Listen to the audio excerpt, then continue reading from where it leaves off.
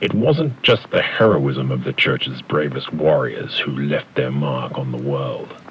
Before I continue, I owe a debt of gratitude to the late Father Crisali, whose tireless work in recording the incursions of the underworld, and whose unfortunate fate was at the hands of a possessed weave. Some have said that the psychological marks of those who were at the Halliwell mansion that day will be worn by humanity like a dead man wears a scar. The Halliwell estate at Ravensder has always been a thin place. Since time immemorial, eerie sightings, disappearances, even rumors of demons have plagued this place.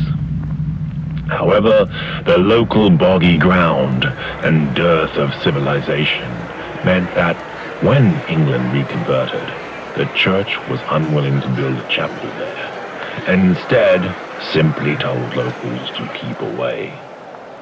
When Godwin expressed a desire to do something to safeguard the world against evil, Herbert of Canterbury saw a way to kill two birds with one stone and sent him to build a house there to serve as a warden or custodian of thoughts. Godwin was a knight who followed Richard I on the Third Crusade to the Holy Land. Although Richard and his allies won several important victories against Saladin, the English king elected not to march on Jerusalem, and many of his soldiers returned home disappointed. It's not clear what Godwin thought about the crusade. It is known, however, that at some point in the crusade, he had a troubling experience. Some Halliwell scholars think it was a fit or a wound. Others think it was a crisis of faith. Regardless, Godwin wrote in a testimony to the Archbishop of Canterbury,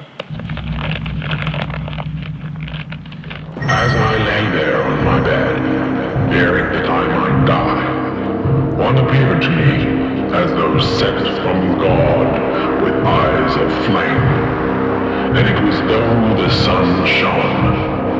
Although it was night, I had nor wit nor strength to speak, but he said, 'You are very near death, old man, but your master has need of you.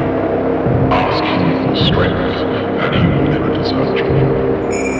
What man could say no? I begged the angel, for surely an angel it was, for the master's strength. Then the angel took a cup and poured it into my mouth. In the morning, my strength had returned, and with it, a strength that was new." Intrigued, the Archbishop sent for Godwin and, convinced that the man had been miraculously saved and fortified, bequeathed to him an estate on Ravensder, an isolated and cursed site, as well as a generous sum of money. Halliwell and his descendants would have ownership of the hill and its surrounding lands in perpetuity in exchange for keeping the evil there at bay. Halliwell, convinced that this is why God saved him, agreed. Although the Church of England and the Church of Rome split a few centuries later, the Halliwells continued to do their duty in obscurity, at least until restoration of the hierarchy.